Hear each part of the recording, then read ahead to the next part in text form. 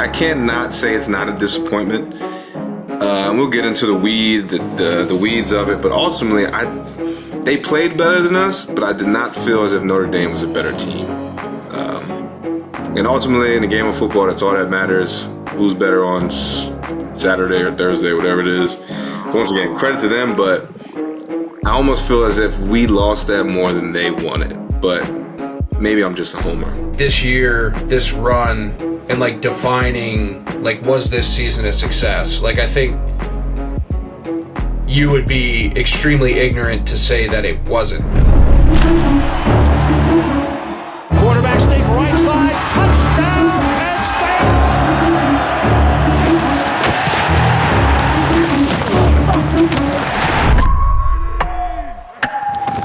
Whoa! Who knew I would make it this far? Well,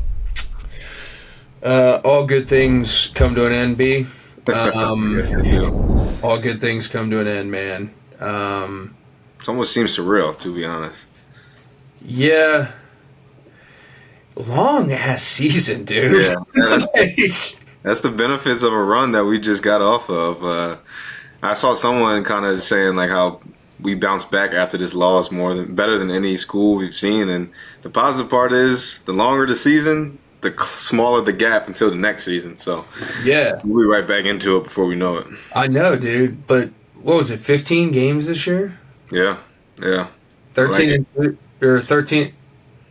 We're 13-3, 16 games? Yeah, I think we were 16 games. Sorry, 16 games, 13-3. Yeah. Man. It's a little teaser for us and more so the players to get used to it, man. We got to get used to this grind of a season for sure. Well, maybe we get a bye if depending on how they switch this up, but we'll see. Let's not get too far. Let's get back to this. Yeah, it's a ripper regardless, but I think we got some good stuff to talk about. I've wanted to personally let this one simmer for a few days because I think I've had a slight roller coaster of emotions. As we all have, yeah. Yeah, but before we get to that, paying a few bills here. Wanting to direct you folks to the State Media merch shop.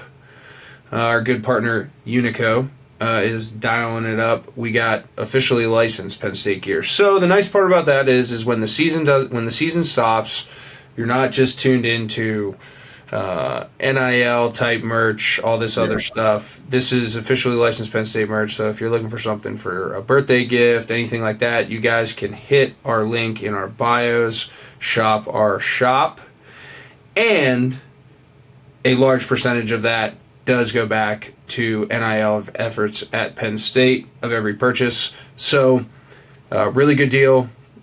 Part of our shtick here has been to bring those types of things to market. So, State Media is really amping that up, and we're gonna make sure we keep pumping stuff out. But make sure you guys check it out. Stay tuned. Look at it every so often. Need some new blue and white gear? Buy it from us, and we'll help you guys. Bolster your NIL efforts. Never had too much blue and white gear, I tell you that. Dude, so chime in. 100% the truth. But yeah, like I said, man, I really wanted to digest this one, so I think we should start right here with this Notre Dame recap. What were your takeaways? Man, great game. Start by saying that. 100%, I echo that. It was a hell of a football game. Hell of a football game. Battle of two great brands. You know, leading into it, my mentions were getting flooded with conversations I didn't even know I was in. But conversation of what's a true blue blood, who's a blue blood, who's not, going into it. With that being said, I was not aware of how insufferable Notre Dame fans are. So going into this Ohio State Notre Dame game, I can't even imagine being in between that. I'm glad I'm not. I don't have to see or deal with what those guys are talking about. But shouts out to Notre Dame, man. Great game. Coach Freeman, really respect him, everything he's got going and has had going. And, I mean, as far as when it comes to us, I can't not say it's not a disappointment. We'll get into the weeds of it. But ultimately, they played better than us, but I did not feel as if Notre Dame was a better team. And ultimately, in a game of football, that's all that matters. Who's better on Saturday or Thursday, whatever it is. Yeah. Once again, credit to them, but I almost feel as if we lost that more than they won it. But maybe I'm just a homer.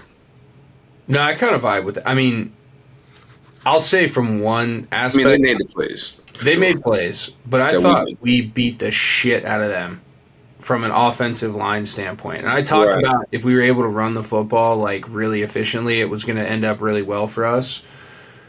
I really did think that we imposed our will on them better than even Georgia did. Yeah, I thought we ran the football really, really well. Tough day in the office for 15. Yeah. Which, I'll come out and say this, like the slack he caught for that late pick, like what folks got to understand is, man, like I love the aggressiveness. I think that's something that you can't have it both ways, right? You can't have an aggressive coach who has balls, who trusts his guys to go make plays, and then when they don't make the plays, like just go batshit on the kid, right? Like, dude, that was number 4 in his progression. Like that cat had all day to win. He didn't. Could you hindsight 2020 and be like, Drew, just kind of choke that ball, take the sack, run it into overtime? Like, sure, dude. Like 100% you can do that. But what you don't really understand is that all of those decisions that have immense ramifications or repercussions happen within microseconds. So, like, Drew was being aggressive, trying to make a play, trying to trust this guy to make a play. Didn't work out. Happened to be the most shitty timing of all. Right. But I hate the hounding of the kid. I'm not defending that it wasn't like a great decision. Or I'm not trying to say it wasn't that. Like, it wasn't a great decision. Just being point blank. Yeah. What I am trying to say is when you look at the whole picture, like, number 4 in the progression probably should win. Got all the time in the world. Can understand the aggressiveness. Worked out for us in the past. Just didn't work out for us in the biggest moment. Yeah. I don't like, it's one of those things like you can bitch and moan and point fingers and do all this, but it's like, to me at the end of the day, it comes down to Jimmy's and Joe's. He didn't get it done. I think Devon Thomas had a great quote, like, we're not here without Drew. So, it's kind of like one of those things where cemented that he's coming back. I think he's going to really have a different type of motivation from that moment, and he'll grow from it. He seems to be heading that direction, and I know this is a soapbox, man, but like I've been in his shoes, not in that stage, but like I've made all eyes on you, man. Some marginal decisions that haven't really worked out. And kind of like he said, you just got to take it in the chin, right? But what I want to say is I'd rather him go out being aggressive as fuck and making a decision, going 1,000 miles an hour and trusting his guy and it not working out, than him being timid. So, like, I'm on that side of the fence where it's like, you know what, man? Like, he went out swinging. He didn't dip his toe in the water.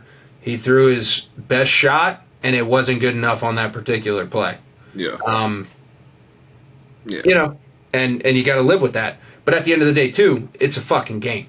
Like, it's just a game. So, I think he's going to continue to learn from it. But that's my big soapbox on that, because I know they got a ton of attention and press. But,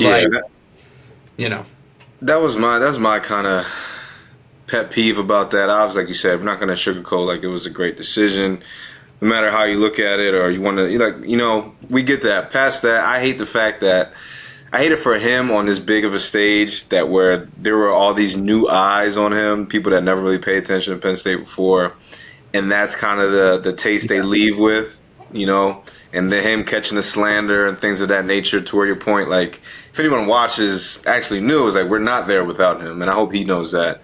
Out his teammates have echoed that. So all that matters. But I do hate the slandering of the kid. He's going to come back even better. And that's kind of the bright side of it, of sports, football, how I take it. I mean, you gotta be your own ultimate cheerleader and say, hey, I took that in the chin, and now that's in the bank, that's in the memory bank of experience. Now, moving forward, how do I continue to be great? And that's that. I think everything that we've seen from him and his progression over these last 2 years starting, I believe that will pay dividends in the future for these big moments. Because hey, we're at the position now, and it's kind of a good transition into, what this run kind of means for us is like, hey, this is now the expectation. It was before when it was just 4 playoffs, but, we were knocking on the window, knocking on the door. But now, to me, it's like, it's a deep run. It's truly national championship aspirations because we've got a taste of how close and how much more it takes to actually get there, I'd say. Yeah, I think I really liken this to a second chance for Coach Franklin from the 2016 Big Ten Championship, right? Like, having played with all you guys, came in with a lot of you guys, and then watching that from the other side, like, hurt me so bad, but sorry, scars coming out there. But seeing that happen, and then also kind of seeing what happened then thereafter, if that makes sense, the few years after. Yeah. Like how the momentum of that success didn't necessarily translate to future successes. Mm-hmm. And I think that bothered a lot of people, and I think it definitely bothered Coach Franklin. Yeah. And I feel like this year, this run, and like defining, like, was this season a success? Like, I think you would be extremely ignorant to say that it wasn't. Like, could it have been awesome? And I was saying this the whole time. Like, I felt like Notre Dame and Penn State were both playing with house money, right? They've been in territory, haven't been in years. It's great season success. They checked a ton of boxes in the playoffs. They checked a ton of boxes through the regular season. If you win it, like, it just catapults you to a completely different stratosphere. I think if you lose it, it's a little bit tougher, but like you've seen kind of how everything's played out. And I don't want to get too far ahead of myself with like the retention of the roster, and then some of the guys that are leaving. That's cool, but then some of the guys that have already got in on the transfer portal, like, yeah, you're seeing that there's an obvious ripple effect of this season. I think in a bigger way than I even anticipated. So, like, for me, to your point, it's a great chance for Coach Franklin to now carry this momentum to what you were saying as being a consistent national championship contender year in, year out. And I'm talking last 4 teams. Like, we were one of the last 4 teams alive in college football. That's a hell of an accomplishment. Yeah. But I think the floor is raised now, right? Where you got to live there, A. And then B, I think they've done a hell of a job up to this point, again, of retaining the roster and setting themselves up to be in the best position possible to attain that goal next year. Mm-hmm. And again, I really don't want to get too far ahead of myself with that, but I think they're very well positioned to make a very similar run. They have to get over some things. I think the losses, again, very correctable. It wasn't coordinator, it wasn't anything like that. I just thought it came down to execution. I think this Notre Dame game was similar. Like, it just came down to execution in key moments, and it. Again, that's where you got to give. I give a lot of, I haven't really chimed in on our defense. Heck of a game. Obviously, almost opposite of the whole season. Stronger in the first half than we were in the second half, and it's been the very opposite all season. But that's where you got to give credit to Riley Leonard and those guys making the plays. I mean, and that's the frustrating part on our side is like, man, it was right there. The plays were right there to be had. A couple slip-ups, actually, no pun intended. And then, in those type of tight games, those single possessions, those big plays that we let up ultimately were the game, the explosive plays, which we've been good at all year for the most part. Riley Leonard and I'll give credit to their coordinator when they had teed up some of those second half drives. Catching some man coverage, some positions and matchups favorable to their side, and they executed at the end of the day. And I think it was just too much for that type of a game. Those big plays were just too much to overcome against fairly even teams. Yeah, and I mean, yeah, dude, it just sucks. That's kind of how I keep going back to it. Like, it just sucks because it was right there, man. It was right there. And I think you also said it too at the intro. Like, we played good enough to win that game for the most part, and yeah, but I mean, even the whole 0 receptions from a wide receiver is such a damning stat, right? And it's like, okay, that's kind of been our Achilles heel for the past however so many seasons. But it's the bright side is like, hey, we made it that far. We still had that game in a winnable position without that aspect to our team. To where it's like, okay, if we can just add a 10%, positive input from that side, it's like, where are we? As a team in that game, as big picture, small picture. It's definitely some positives to take from. I mean, obviously you got to take the negatives. They hurt. It sucks, like we say. I mean, it was right there. I think the squad, the boys, looking back at that film, painful as it is, will go back or have gone back. I'm like, damn, they were not better than us. Yeah, they weren't. But and I feel like they have a lot of moments like that too, right? And I will also be the first one to say that eventually, like, you got to get it done. Yeah. Or something's got to change, right? Right. Like, I'll be the first one to say that. Like, there's only so long of a leash, right? Yeah. But I think that, again, with no elevator to the top and just being a realist, the progression is maybe not visually trending in the right direction, but I big picture, watching the game, understanding what goes into the game, I think it's trending in the right direction, which is good. But and to your point on the leash, that's the part where Coach Franklin catches a lot of slack. And whether you're a Franklin guy or whoever guy, whatever coach, in my mind, I'm pretty sure it's in your mind too. It's like, as players, I think that's what it takes to ultimately get over this hump or that stretch of plays that, like we talk about all the big games, it's really just 4 or 5 plays, at least in this past season, right? It's not like, hey, they completely outplayed us, or hey, they manhandled us or outcoached us and out-executed. It's just 4 or 5 plays that can go either which way, but simple game of football is mano a mano, man versus man, and they made them against us versus we. And to me, it comes down to the guys on the field that is, hey, like, when they come in to become a Nittany Lion, it's like, hey, Marshawn Lynch said, I'm going to get got, but I'm going to get mines more times than I get got. And that's what it takes. It's just like, we need that. That's what's going to shift that mindset, that culture of big games, big moments. And it sucks because obviously, I mean, guys come in, guys come out. We got Abdul Carter, Tyler Warren, 2 of the best players in the freaking nation leaving. But, hey, if I'm a young kid, either on that roster now or coming up out of high school, is like, I'm going to be that and more for this squad. So that's the type of mindset, to me, that it takes. So I'm always excited to see who's going to step up, man. Yeah, and it truly does come down to the Jimmies and Joes. Like, I heard my high school coach talk about it so much, and your point there made me think of it, but, like, he's like, I was very fortunate to have a few players who made me look really freaking smart. He's like, I had Eddie George and I had Chris Perry, I had you.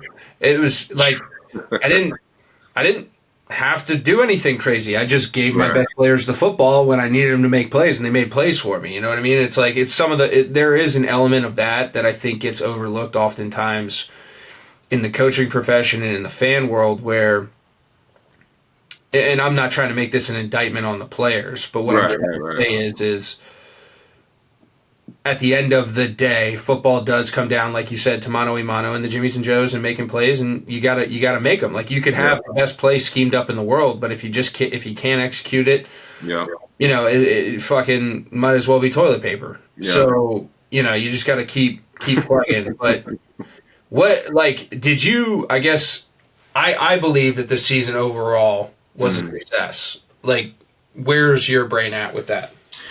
Yeah, I think definitely is. I mean, like you said, you'd be ignorant to not call it a success. I think the difference, and you touched on this with the 2016 Big Ten title team and kind of not necessarily rolling over that success seasons after. I think the difference is, we were a little ahead of schedule.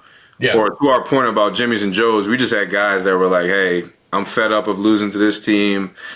I'm going out with a bang. This is my last year. The guys at that point have been through so much as Penn Staters, coming from under that dark cloud and everything that we talk about all the time. So I think it was a lot of that. But the difference with this team is, like we talk about, they have all the things in place, talent, structure. You want to talk about funds and money and everything that goes into that to really sustain this type of success. And a lot of people want to talk about, the easiest path, we'll never see that again. I put that behind me, and I'm not going to lie. Obviously, the path definitely was on our side, being, top dogs for most of the way. But I'll be honest with you, though, Tubi, like, my argument is we handle business how we were supposed to. That's what I'm saying. So to my point is, like, exactly that. It's like, hey, we have everything we need. We're going to continue to get everything we need. We talk about certain positions and needing more to get closer to that elite status. And I think that's my overall point is right there is we had this season was a success without even truly sustaining that elite status, I don't think. We're close. Knocking on the door. Plays were still there to be made to make it to the big dance. Yeah. And maybe that elite status in a few certain positions or guys changes that. Like we said, is sometimes it's it's just one player, making a difference, or a few players.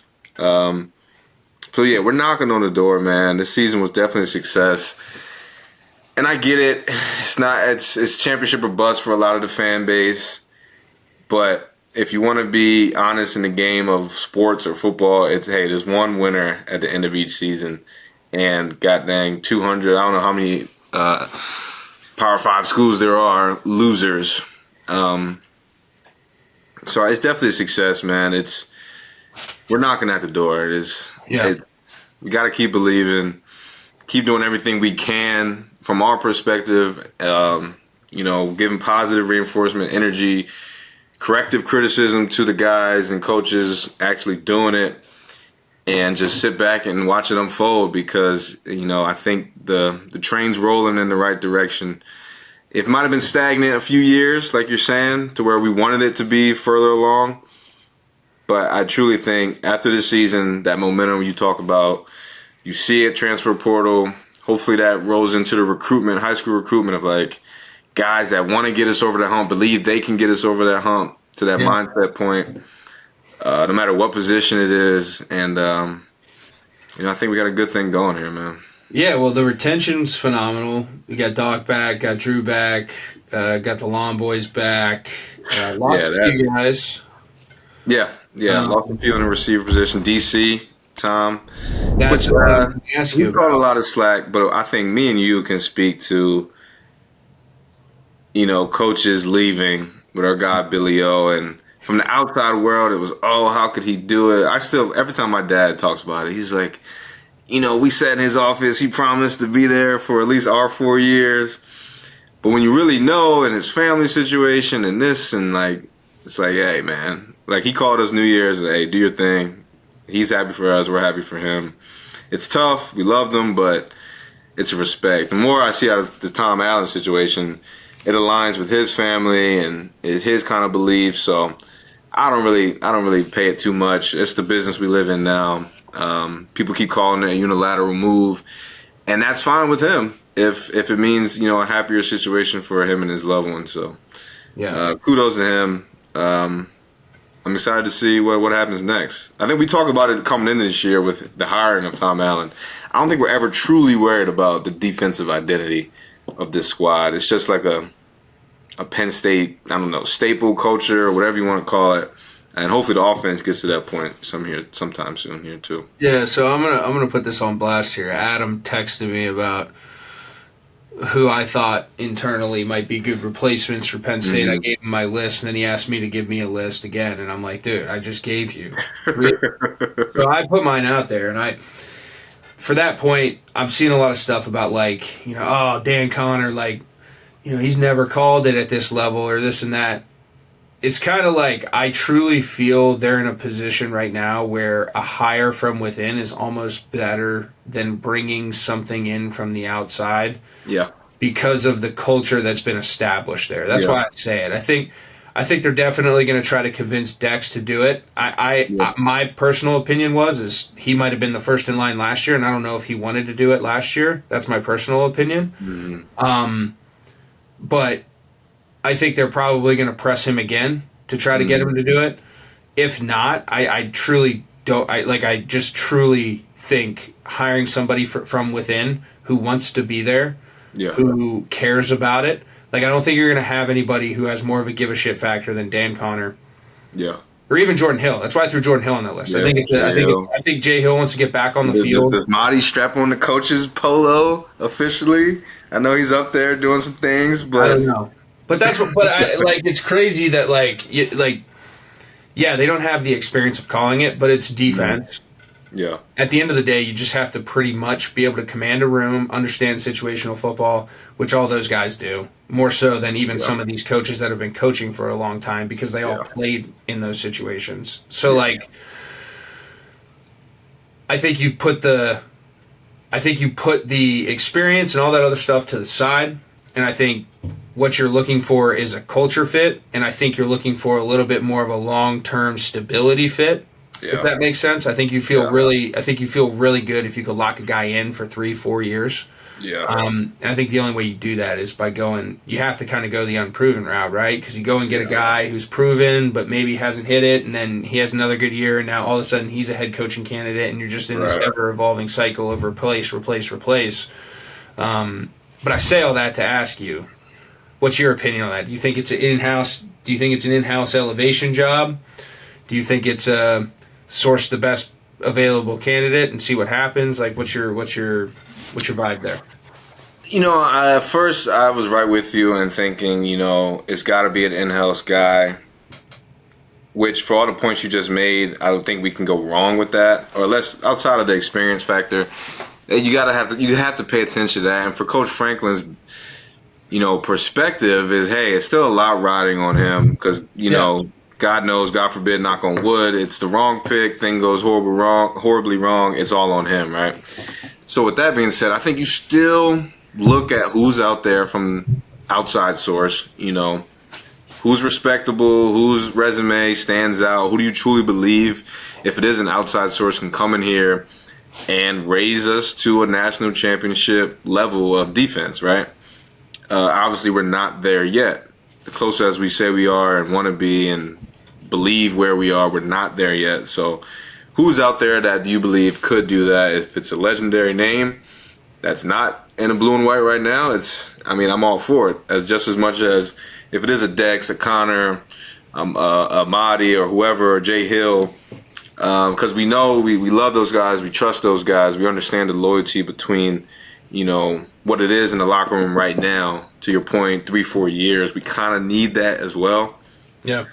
I think to get to that national championship point, this revolving door, it does stifle a little bit, But I like Dex from the inside perspective. I like Dex. I think he may have had a hand in calling a little bit this past season, or getting his hand in the shuffle of really kind of what calls go out there.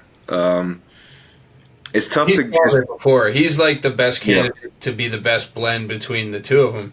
I said, I just think it comes down to if he wants to do that or not.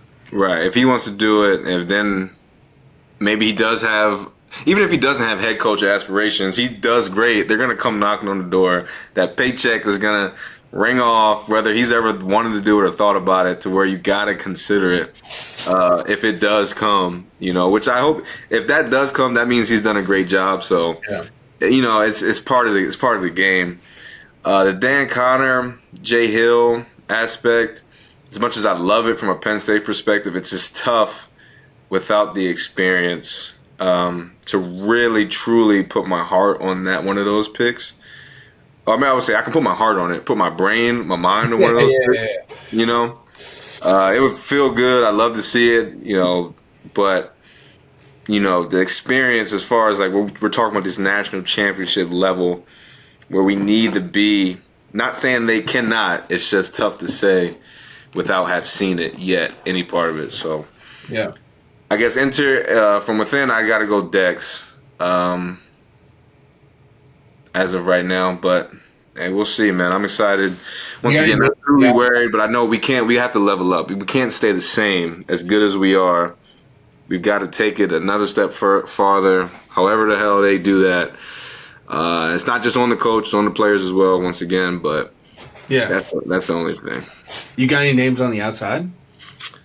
Man, I guess we could always poach someone, which that's just too hard. Obviously, obviously Al Golden comes to mind as a Penn Stater. He's obviously national championship caliber this season. Don't really see him leaving. I know, but it would be. Who knows if they? What'd you say? That would be sick. I mean, if Notre Dame wins, he feels like he's accomplished everything he could there. I don't know if the paycheck is big enough. Who knows? Who else is out there? I have to look at some of the free agents. There could be some NFL guys. Yeah. That maybe. It's so hard right now yet. With like all that stuff still kind of in the swing, but. What if it's a Gerard Mayo? I don't freaking know, man. I'm just thinking of guys who are free right now. Or an occupied NFL coach, legendary coach. There's a bunch of guys interviewing for the Jets job that I thought would never coach again. It's like, maybe if they want to get their feet wet again, they come down to college level. Rex Ryan, who knows? Yeah. Shoot, Coach Franklin's been harping on Saban to get in the college committee. Maybe he pulls him back to be a coach real quick. Get his feet wet. Run the defense real quick. Now you're getting crazy, B. I don't know, man. Come on, Saban. Legendary DB coach. Everybody says he's a wizard with the DBs. He could do it. He could do it if he, once guys get out of the game, they get that itch. The TV gig is good, trust me. But, maybe they want to step back in the trenches. Who knows? Yeah. So we mentioned and we alluded to transfers and guys who opted out of the draft and decided to come back another year, guys who left. What do you think the biggest catalyst is in terms of the folks that are either coming in or coming back? Like what was the one where you were like, that's big? Man, I'll go with the non-sexy pick. Easy to go with the running backs, but I think Nick Dawkins coming back. That center QB relationship is huge. I'm sure, as I know, hell of a player, hell of a leader, and I think that's the type of leadership we're talking about that needs to be retained over some years. Yeah. That can kind of instill some of that wisdom, experience to these next few months going into leading up to next season. Is like, who's really pressing the button on this squad as far as, making sure everybody's pushing rowing the boat forward, rowing hard enough forward, kind of keeping everything in line. I think Doc is kind of one of those guys. And I'm sure it won't just be him, but I'll go with Doc. Like, even with, like, I like Doc. I think Doc's a great one. That was the one that I was going to say because I think he's a thermostat. Like, you can get the pulse of the entire team. I think he's a guy who, if you think even about just, like, summer workouts or winter workouts, who's going to set the tone and the tempo and be a pro about how they go to work? Like, I think he's a guy who, without having seen it myself, outside looking in, how he carries himself, I think he's definitely a guy you put a big circle on to be able to really instill that get back mentality and raise the floor, if that makes sense. I think that's more important with Penn State right now than raising the ceiling. I think the ceiling obviously is contending for a national championship, right? I think it's just about how do we raise the floor closer to that ceiling. Yeah.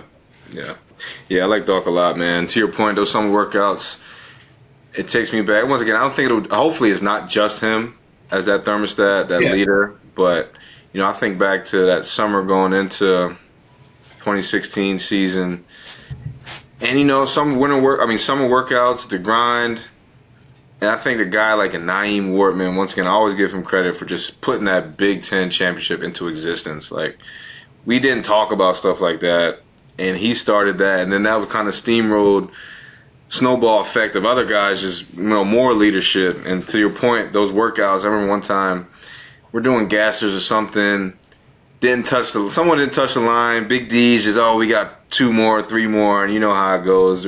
We're moaning and groaning. Oh my God, F that, F this. And I forget who's kind of stepped up and kind of was like, hey, everyone, like, shut the fuck up. Get on the line. We're running these. We're winning. We're going to get these done. And we did. And I remember there's a group chat. I may still have the text somewhere of just like, hey, we can't have guys, complaining and shit. Like, if we're trying to win, we're trying to win X, Y, Z. And that's the stuff it's going to take, and more to just, like you said, raise the floor of where we're trying to go. I like that, man. So I think to put a nightcap on this last in-season episode of The Pocket. Can't believe it's gone. Where does this put us realistically? This run, last 4 teams, college football semifinals, a loss, but had obviously a lot of firsts for the program up into that point. Yeah. Realistically, and also the gaps that have been created by either declaring for the draft or transfer portal, guys coming back, things that have all filled in, like kind of taken from an all encapsulating standpoint. Where do we sit? I'd say we sit, I don't know how to describe the exact position, but I'll say we sit slightly above where we sat coming into this season. And with that, to your point of kind of the gaps in our team, still haven't quite been answered yet, I'd say. So those are still kind of weighing on us until opening 2025 season, where we can show and prove what it is that our team is. Off-season acquisitions, I would want every 5-star, every great transfer, and I hope we get them. Even if we do, it doesn't matter until we line up, September 9th, 2025, whatever it is, to answer some of those questions. But I think retaining a Drew Aller, a Nick Dawkins, 2,000-yard rushers, Singleton, Katron, I mean, it bodes well, right? Drew gets another starting season under his belt. We're assuming he's going to accumulate all these mistakes and positives throughout his career and really, take us to the promised land. He has that caliber now. You have to believe that. But he's going to need help. He's going to need help on the outside, or we can't keep having this conversation. Losing the best tight end in the country is big, but we've talked about that. You've talked about that room all season, and I think it'll be a collective effort with some outstanding talent. We've seen a little bit of it. I think there's more, or I know there's more. I believe there's more coming. That outside position's got to get answered. Transfer portal, we got some guys in who look to be the part, and I hope they are. I hope the high school level recruits are coming in and push themselves to be that guy. We definitely need that. And on the defensive side, definitely just some questions to be answered as well. But I think we're deep, and those answers will be answered internally. I have no doubt about that. It may take a little bit to get going, but I expect a lot out of Dennis Sutton. We've seen him make plays this past game, tremendous talent. He's got more of a ways to go. And I think that's kind of been a stepping stool at least the DM position. That's been going on for some time now. It's like, hey, the guys above you, you've seen how it's went down. You have a chance to kind of step into that, but you got to put the work in, perfect your craft. With Nittany in particular, man, he's got to get lower. That's something I see. He's a big cat, explosive. We see him dropping back. He can rush. He's got to get lower, really hone in on that explosiveness. Lost Kobe King, the general in the middle. That's going to be big, but I'm not sure who exactly will step up in that Mike position. We've got some cats, but I look at Rojas at that linebacker position. Same thing. He's got to get a little lower. He's got to kind of stop taking the easy route out in some of the gap schemes and got to use his hands better. I see a lot of times trying to go underneath blocks and, you get caught and you get gashed. It got us at one time. Yeah, and it's just, I remember this is stuff I know guys are seeing on their own tape. So it's not that much of a while. And the DBs, honestly, I think we reload. I truly believe we reload. Collins kid, we heard a lot about this past spring. We got some tick this year. They call him the Squirrel, I think. I think he's if he continues his ascension, will continue to grow. We got A.J. Harris back. Lost both safeties. Who? I said getting Zane back, I think. Zane Durant in the middle, that's going to be huge. Who's going to be his running mate in the interior will be big. And then the safeties, I know we got a lot of young talent. Yeah, hopefully they can just kind of get their feet on the ground and eyes on the swivel.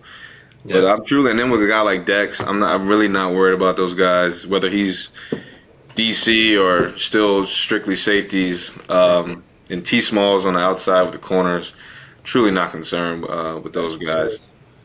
May not be names we know yet, but I think they'll make themselves known. Yeah. I think after that, the only way I can put it, and I'm doing it. I think this is top 5 or bust next year. Like, I think it's legitimately. I think we've had this conversation where we're a top 10 team, right, or top 12 team forever.